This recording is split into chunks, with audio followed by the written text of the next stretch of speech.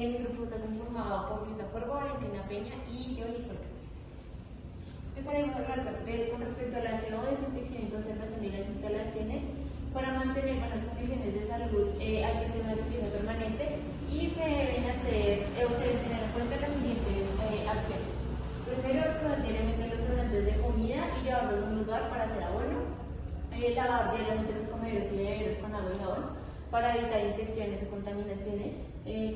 Con respecto a los residuos de comida, se deben limpiar los drenajes y desagües.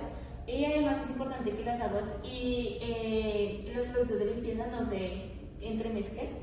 Y también desinfectar los pisos de las instalaciones del risco cada 15 días con agua, clorina o fórmula del 5%. En los bretes es como indispensable que las púas no vayan a lastimar o a lesionar los ovinos. Los medicamentos deben estar en áreas separadas o almacenados en diferentes los fertilizantes, los plaguicidas y los equipos y herramientas. Se debe revisar constantemente el agua que es proporcionado para las ovejas, examinar que no haya un color diferente y en caso de tener tanques de almacenamiento de agua, estos deben ser construidos en un material fácil de limpiar. Para la desparasitación de ovinos, nosotros encontramos que se realiza el primer tratamiento al inicio de verano con el fin de bajar la carga parasitaria y la contaminación de la pradera. Y la segunda vez se efectúa el tratamiento para la época para finalizar la época de sequía, o sea, para cuando empiecen las lluvias, para también reducir las infestaciones por parásitos gastrointestinales y se hace a los 15 días. Se debe tener en cuenta los parásitos para usar un antiemítico el que sea necesario. Vermifugar los animales de acuerdo también a su peso, eso para evitar subdosificarlos o sobredosificarlos. Bueno, respecto al buen uso de los medicamentos veterinarios tenemos varios ítems. Algunos de ellos son que los medicamentos veterinarios siempre deben ser puestos por un médico veterinario. Adicionalmente, el hecho de almacenar los medicamentos, como ya lo mencionó Nicole, debe ser en un espacio adecuado. Si necesitan refrigeración, deben estar a la temperatura que corresponda. Y siempre debe verificarse que las dosis sean correctas, que sea acorde con lo que dice el rótulo de cada medicamento. También debemos tener en cuenta que los medicamentos que se utilicen para la finca deben contar con un registro ICA y también debe verificarse las fechas de vencimiento. En cuanto a desparasitación, para complementar un poco lo que dijo mi compañera, tenemos la tabla de FAMACHA que se utiliza en ovinos. Esta nos permite ver el color de las mucosas de los ovinos y según eso se considera si se desparasita o no. Entonces un FAMACHA entre 1 y 2 es un color rosado, el cual nos indica que no es necesario desparasitar. En un color 3, que ya se empieza a poner un poco más pálido, ya va a consideración del médico veterinario si se aplica o no desparasitante. Y en el 4 y 5 es indispensable utilizar el desparasitante ya que se encuentra en un alto nivel de anemia. En cuanto a la vacunación de los ovinos, tenemos estas 5 vacunas que encontramos, que es carbón sintomático, septicemia hemorrágica, edema maligno, carbón bacteriano y rabia. Todas estas se colocan a los 3 meses de edad, carbón bacteriano es 3 a 4 meses y se coloca un refuerzo anual. En cuanto a las buenas prácticas ganaderas de ovinos, lo encontramos en la resolución 002304 del ICA.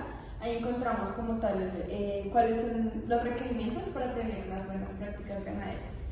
En cuanto a sanidad y seguridad, tenemos limitar la entrada y salida de personal o de vehículos a la granja, ya que esto puede favorecer a la contaminación, y se utilizan estos arcos de desinfección para vehículos o personas que deban ingresar a la finca.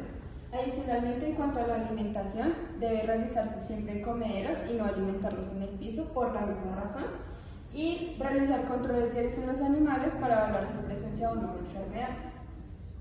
En cuanto al personal, el personal debe tener trajes como especiales para la finca. Debe utilizarse solamente en esa finca, tanto la ropa como el calzado, y debe estar controlando siempre el lavado de sus manos frecuentemente.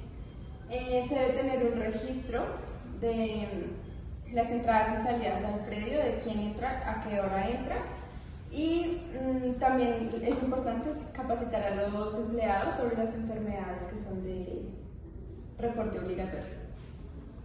Que en este caso las tenemos aquí, que son para Colombia: brucelosis, fiebre aftosa, estomatitis vesicular, tuberculosis, rabia, hemoparásitos o enfermedad de la lengua azul. Es importante que los cuidadores conozcan cada uno de los síntomas para que de esta manera puedan reportarlo al ICA.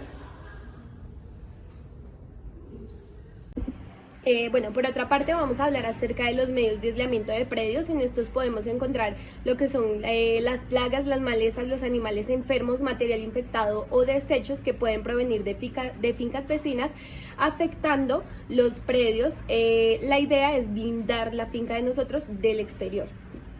Bueno, en cuanto a las recomendaciones, tenemos 3 recomendaciones importantes. La primera es delimitar la propiedad con cercas vivas o artificiales, evitando el ingreso y salida de animales externos de otras fincas. En caso de utilizar cercas artificiales, evitar el uso con materiales de púas para que los animales no se lesionen. Y el último es que se deben trabajar el control de plagas con los animales vecinos, las fincas vecinas, para el correcto manejo del material de residuos orgánicos o tóxicos. Por otra parte, encontramos el control de plagas, que se divide en 2, que son los roedores y las moscas.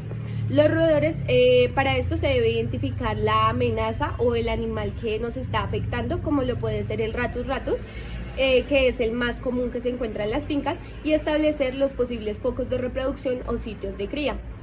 También se deben establecer los mecanismos de mejora para la reserva del alimento, ya sean los silos que no contengan humedad, para que no llamen, por decirlo así, a estos animales o roedores.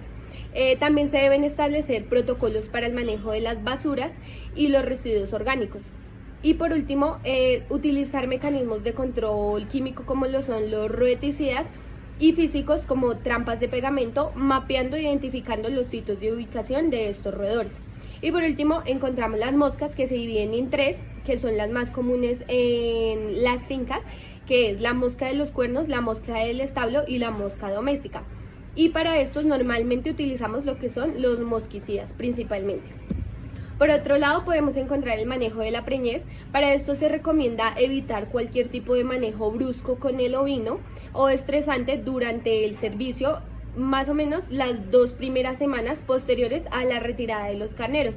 Esto se hace con el fin de prevenir fallas en la concepción y mortalidad embrionaria. De los 30 a 45 días después de retirados los carneros, se sugiere realizar un diagnóstico de preñez por medio de una ecografía, y esto tiene 2 objetivos principales. El número 1 es detectar las ovejas y borregas vacías, y el número 2, analizar las causas para descartarlas y que no sea un factor contaminante para los demás ovinos. Muchas gracias.